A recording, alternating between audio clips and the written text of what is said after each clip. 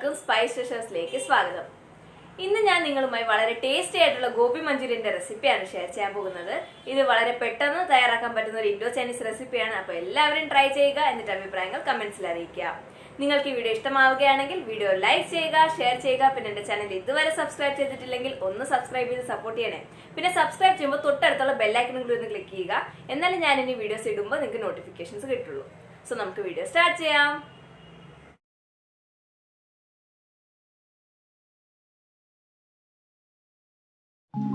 അപ്പോൾ ഈ ഗോബി മഞ്ചൂരിയൻ തയ്യാറാക്കാനായി ആദ്യം നമുക്ക് കോളിഫ്ലവർ മാരിനേറ്റ് ചെയ്ത് ഫ്രൈ ചെയ്തെടുക്കാനുള്ളതാണ്. അപ്പോൾ അതിനായിട്ട് ഞാനിവിടെ ഒരു ചെറിയ കോളിഫ്ലവറിനെ നന്നായിട്ട് വൃത്തിയാക്കി ഇതുപോലത്തെ പീസസ് ആയിട്ട് കട്ട് ചെയ്തെടുത്തിട്ടുണ്ട്, ഇത്രയും വലിപ്പത്തിന്. ഇനി നമുക്ക് ഇതൊന്ന് മാരിനേറ്റ് ചെയ്തെടുക്കാം. അപ്പോൾ ആദ്യം തന്നെ ഇതിലേക്ക് നമുക്ക് മുളക് പൊടി ആഡ് ചെയ്ത് കൊടുക്കാം. ഞാനിവിടെ കശ്മീരി മുളക് പൊടിയാണ് എടുത്തിരിക്കുന്നത്. ഇതൊരു 2 ടീസ്പൂൺ. പിന്നെ ഒരു 1/2 ടീസ്പൂൺ കുരുമുളക് പൊടി, പിന്നെ ആവശ്യത്തിന് ഉപ്പ്. ഇത് മൂന്നും കൂടി ചേർത്ത് നന്നായിട്ടൊന്ന് പിടിപ്പിക്കുക. ഇതൊന്ന് കോളിഫ്ലവറിൽ നന്നായിട്ട് പിടിക്കാൻ വേണ്ടിയിട്ടാണ്. നന്നായിട്ടൊന്ന് മിക്സ് ചെയ്ത് കൊടുക്കാം. അപ്പം ഞാൻ കുരുമുളക് പൊടിയും മുളക് പൊടിയും എല്ലാം നന്നായിട്ട് മിക്സ് ചെയ്തെടുത്തിട്ടുണ്ട്. ഇനി ഇതിലേക്ക് ബാക്കിയുള്ള ഇൻഗ്രീഡിയൻസ് ആഡ് ചെയ്ത് കൊടുക്കാം. ഞാനിതിലേക്ക് ഒരു 4 ടേബിൾ സ്പൂൺ കോൺഫ്ലോറാണ് ആഡ് ചെയ്ത് കൊടുക്കാൻ പോകുന്നത്.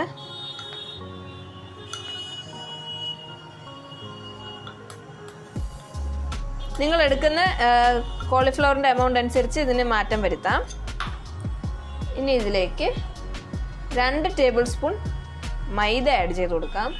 കോൺഫ്ലോറാണ് കൂടുതൽ ആഡ് ചെയ്യേണ്ടത്, എന്നാലേ ഇത് ക്രിസ്പി ആവുള്ളൂ. ഇപ്പോൾ 2:1 റേഷ്യോയിലാണ്. ഇനി ഇത് നന്നായിട്ടൊന്ന് മിക്സ് ചെയ്തെടുക്കാം. മൈദയും കോൺഫ്ലോറും എല്ലാം നന്നായിട്ട് മിക്സ് ചെയ്തെടുത്തിട്ടുണ്ട്. പക്ഷേ ഇത് എല്ലാത്തിലും നന്നായിട്ടൊന്ന് പിടിക്കാനായിട്ട് ഒരു 2 സ്പൂൺ വെള്ളം ഒഴിച്ചു കൊടുക്കുക. എന്നിട്ട് നന്നായിട്ട് ഇതിൽ മാരിനേറ്റ് ചെയ്തെടുക്കുക, നല്ലതായിട്ട് പിടിപ്പിക്കുക അതിലോട്ട്. അപ്പോൾ ഞാനിവിടെ കോളിഫ്ലവർ നന്നായിട്ട് മാരിനേറ്റ് ചെയ്തെടുത്തിട്ടുണ്ട്. പിന്നെ ഇത് ഇങ്ങനെ കുറച്ച് നേരം ഇങ്ങനെ വെക്കേണ്ട ആവശ്യമൊന്നുമില്ല, റെസ്റ്റ് ചെയ്യേണ്ട ആവശ്യമില്ല. നമ്മളിത് നന്നായിട്ട് മാരിനേറ്റ് ചെയ്ത് ഉടനെ തന്നെ ഫ്രൈ ചെയ്യാവുന്നതാണ്. അപ്പോൾ നമുക്കിതൊന്ന് ഫ്രൈ ചെയ്തെടുക്കാം. അപ്പം ഞാനിവിടെ ഒരു കടായിൽ എണ്ണ എടുത്തിട്ടുണ്ട് ഫ്രൈ ചെയ്യാനായിട്ട്. നല്ല ചൂടായി എണ്ണ. അപ്പോൾ അതിലേക്ക് ഓരോ കോളിഫ്ലവറിൻ്റെ പീസസ് ഇങ്ങനെ ഇട്ട് കൊടുത്തിട്ട് നല്ല ക്രിസ്പി ആവുന്നത് വരെ ഫ്രൈ ചെയ്തെടുക്കുക. ഈ ഒരു കറിയിൽ ഒരു കാര്യം ശ്രദ്ധിക്കാനുള്ളത്, നമ്മളിത് ഫ്രൈ ചെയ്യുമ്പോൾ നല്ല ക്രിസ്പി ആയില്ലെങ്കിൽ കറി ശരിയാവില്ല, തണുത്തു പോകും ഫുൾ, അതിന് ടേസ്റ്റ് ഉണ്ടാവില്ല. അപ്പോൾ ഇത് ക്രിസ്പി ആവാൻ ശ്രദ്ധിക്കുക. അപ്പോൾ നമുക്കിതെല്ലാം ഫ്രൈ ചെയ്തെടുക്കാം.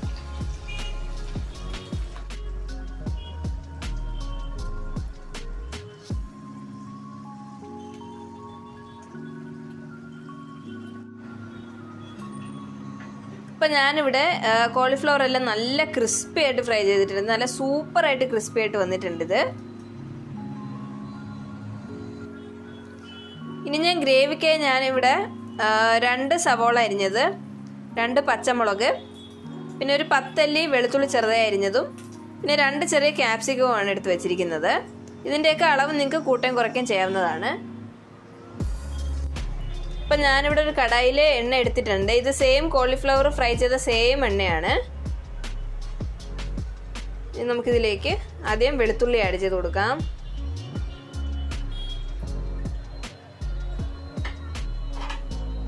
ഇത് നന്നായിട്ട് വഴറ്റി കൊടുക്കാം.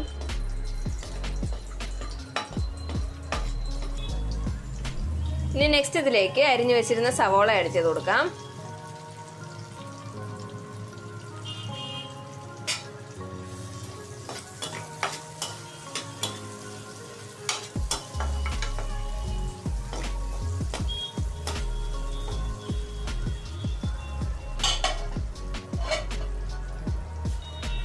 ഇനി ഇതിലേക്ക് കുറച്ച് ഉപ്പ് ആഡ് ചെയ്ത് കൊടുക്കാം.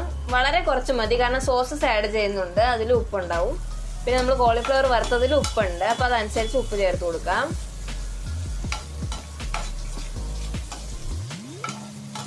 ഇത് നന്നായിട്ട് വഴറ്റി കൊടുക്കാം. അപ്പോൾ സവാള കുറച്ച് വഴണ്ട് വന്നിട്ടുണ്ട്. ഇനി ഇതിലേക്ക് പച്ചമുളകും ക്യാപ്സിക്കവും ആഡ് ചെയ്ത് കൊടുക്കാം.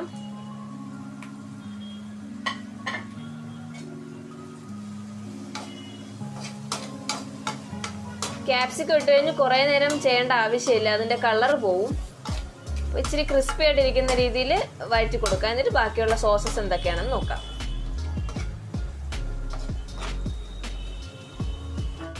ക്യാപ്സിക്കവും സവാളയും നന്നായിട്ട് വഴറ്റി എടുത്തിട്ടുണ്ട്. ഇനി ഇതിലേക്ക് നമുക്ക് സോസ് ആഡ് ചെയ്ത് കൊടുക്കാം. ആദ്യം സോയാ സോസാണ് ആഡ് ചെയ്യുന്നത്. Dark soya sauce 2 spoon. Next tomato സോസാണ്.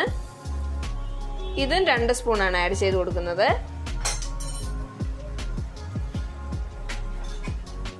നന്നായിട്ട് മിക്സ് ചെയ്ത് കൊടുക്കാം.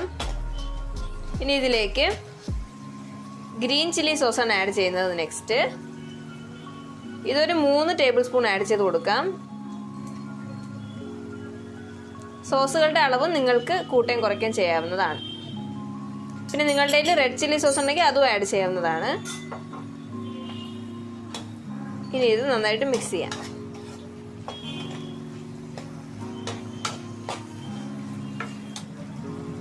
സോസസ് എല്ലാം ചേർത്ത് നന്നായിട്ട് മിക്സ് ചെയ്തെടുത്തിട്ടുണ്ട്. ഇനി ഇതിലേക്ക് ഒരു 1/4 കപ്പ് വെള്ളം ഒഴിച്ചു കൊടുക്കാം.